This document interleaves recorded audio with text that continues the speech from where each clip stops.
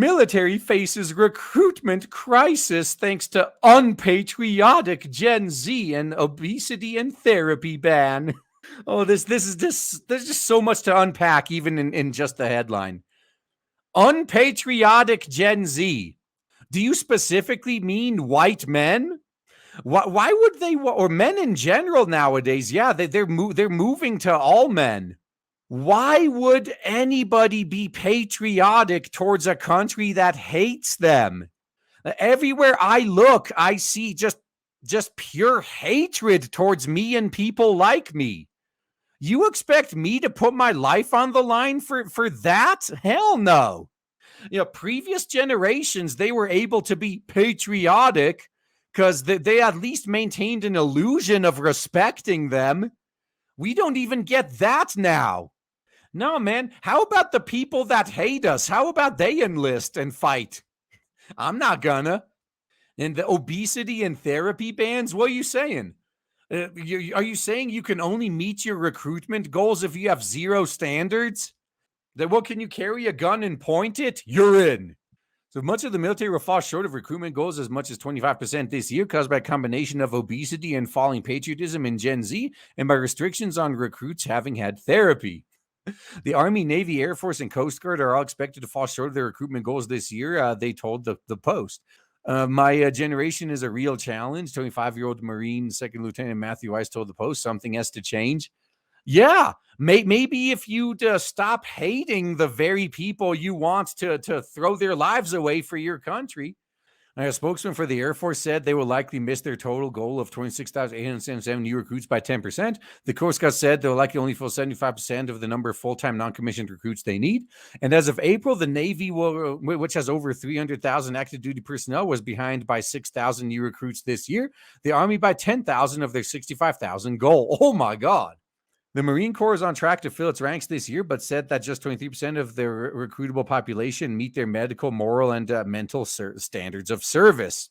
Just think of how many more people you'd have wanting to sign up if you weren't blatantly hostile towards them. And then not to mention woke culture has infested the military as well. So even if you're one of the few straight white men who have no self-respect and you enlist anyway, they'll still browbeat you and remind you of how much you suck, even after you signed on to throw your life away. Space Force, by far the smallest of the branches, told the Post they exceed their recruitment goal by 10%, shipping out 517 new enlistees. The crisis comes after internal Pentagon research found 9% of the 16 to 21-year-olds would consider service, representing a 4% drop since the beginning of the pandemic, and the lowest level since current year minus 16, which is the peak years of military deaths in Iraq. Yeah, back then, they were able to sell the patriotism narrative because it was still a few years after 9/11.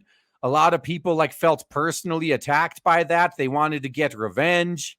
And probably more importantly, they were still treated with respect. Veterans were actually respected.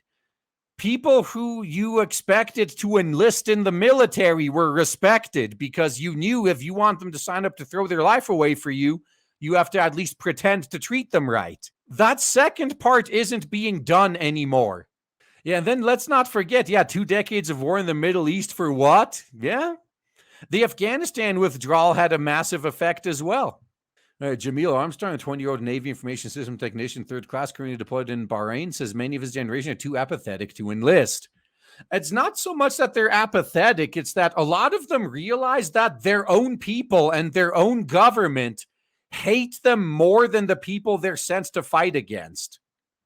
Now, to me personally, that's the biggest issue. Man, I've been shown nothing but respect by the people you expect me to kill, while you regurgitate your hatred of me every day. I actually have a grudge against you, unlike the guys you expect me to kill. Why would I do that?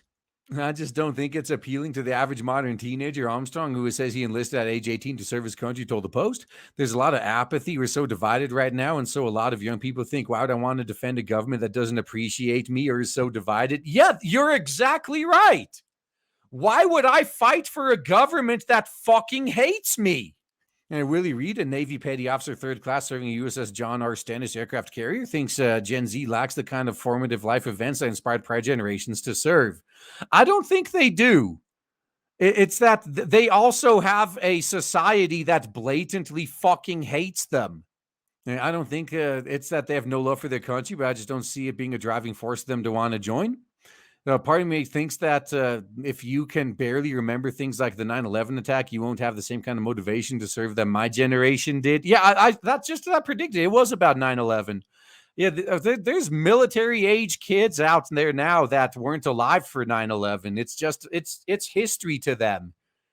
General researcher and psychologist Dr. Jean Tvinge says that Gen Z stands out for the high levels of pessimism about the country. Gee, I wonder why. How could you possibly be so pessimistic towards a country in decline that fucking hates you and is pushing the biology as a social construct narrative where you get canceled for speaking biological truth? Man, why would anyone be pessimistic? It makes no sense. In her book, Generations, the difference between Gen Z, Millennials, Gen X, Boomers, and Silence, and what they mean for America's future, Twinga notes that Zoomers are the generation most likely to favor socialism over capitalism. Yeah, they're not that bright. They're smart enough to not stand for someone that hates them, but they're not that bright regardless. And that 4 out of 10 say the founding fathers are better described as villains than heroes. This skepticism about the U.S. system might very well be playing a role in military recruiting. You think? No, the Army said the state of the economy is also a factor. A strong U.S. job market has historically correlated with a challenging recruitment environment for the military. And that's also definitely true. The military is a last resort for a lot of people. If they have better options, they'll take the better options. Like every once in a while, you hear about someone who gave up a lucrative multi-million-dollar job to join the military. There was a Pat Tillman. I think he was, the NFL player gave up an NFL contract to fight in Afghanistan. Unfortunately, didn't end up coming back. You hear a few stories like that, but for the most part, your average person, like if they had a better option than the military, they would have taken that better option. Yeah, his was a friendly fire death. That is that was kind of bad there. Fierce competition in the private sector drives wages up and makes Army's benefits less attractive to prospective candidates. Oh, that's so speaking of Army's benefits, they also did away with that 20-year pension for life system. Now it's more like a regular retirement plan. I mean, most of the people I know who joined the military, it was for the pension. And they got rid of it. And then they're wondering, why aren't more people joining? But even if they wanted to serve, many Gen Zers are disqualified on the basis of their physical and mental health. More than half of 18 to 25-year-olds are overweight or obese, meaning they can't enlist. Meanwhile, a record number of young people have been diagnosed with mental health disorders. And Master Sergeant William Long, Willie Long, I see what you did there. Talent Acquisition Operations Manager at the Army National Guard in Michigan, said that standards for mental fitness need to be updated to reflect the fact that more young people who don't have mental health disorder opt to go to therapists. It's true. Even if they weren't diagnosed with anything, just having the therapy on their history would be flagging them. If someone has a grandmother who passed away and doesn't have a skill set to grieve, they do so. So they go to a counselor. That would probably be disqualifying. Long told the Post, we keep shooting ourselves in the foot because those interactions don't necessarily mean they have a disorder. Yeah, I think they might actually pivot in the other direction there. They're like, oh, you feel like self-Minecrafting? Well, have you considered taking the nation's enemies out with you? Because we'll give you that option. I legitimately think they might start doing that. As they struggle to attract Zoomers, the military is scrambling for solutions. How about stop hating men? Several branches recently increased their recruitment payouts, long used to attract people with special skills and widen their availability. How about you just bring the pension back? The Navy's bonuses now start at $5,000 and max out at $75,000. The Army offers $20,000 to $50,000. The Air Force recruits get $4,000 to $40,000 depending on their position. Leslie Brown, chief of public affairs at Air Force Recruiting Service, told the Compost that the Air Force has amped up marketing campaigns and loosened some requirements, including prohibitions on hand and neck tattoos and past marijuana use, and is already seeing very positive impacts of these changes. What other standards are they going to go back on?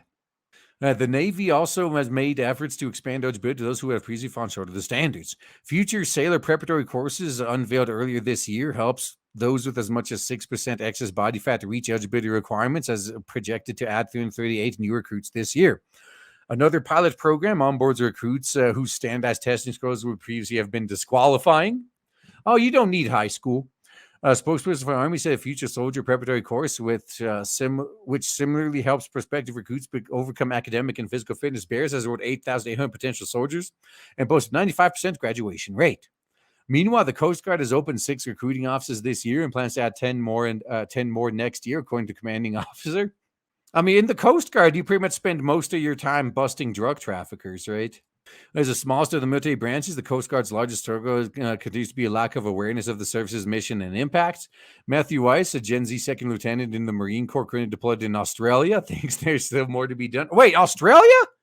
Are you guys still fighting emus down there? Or I'm sorry, are the emu leadership still fighting human separatists? Is that why they're stationed in Australia? To help the emus put down those filthy terrorists? Is that it? And decline patriotism is going to hurt the recruitment. There's no question about that. But there's still enough patriotism. You can find strong people that believe in serving the nation. It's funny. I mean, really, all you need to do is give people a reason to actually like their country again. Start by openly not hating them. And last month, he posted a book about Gen Z recruiting crisis, privately titled "We Don't Want You, Uncle Sam." Weiss says the gap can be closed if the military starts meeting young people where they are on social media. I don't want people in uniform shaking their butt, doing crazy dances, disparaging the uniform. But we have to normalize serving, and that means using social media, having positive discussions in uniform, showing American public that regular people doing pretty extraordinary thing. Oh, I think that's part of the problem. When you're twerking and doing crazy dances and saying stupid shit in uniform, that's showing everyone you are just regular people. And that's not what we want. So though the recruitment shortfalls concerns them deeply, I said it can also be an impetus for meaningful change and for the institution to earn back young people's faith. Start by removing wokeness. There's a trust issue with this generation in large institutions. I wonder why. Gen Z is questioning. We like transparency. We want truth. We demand more of our institutions. Yeah, start by releasing Epstein's guest list. I think that'll ultimately be a good thing. That'll force the institutions to actually get better over time. Either that or they're just going to disappear and take you down with them. Yeah, we need to make the twerking Marines. Yeah. Yeah, to just have a separate battalion of Marines that just twerk.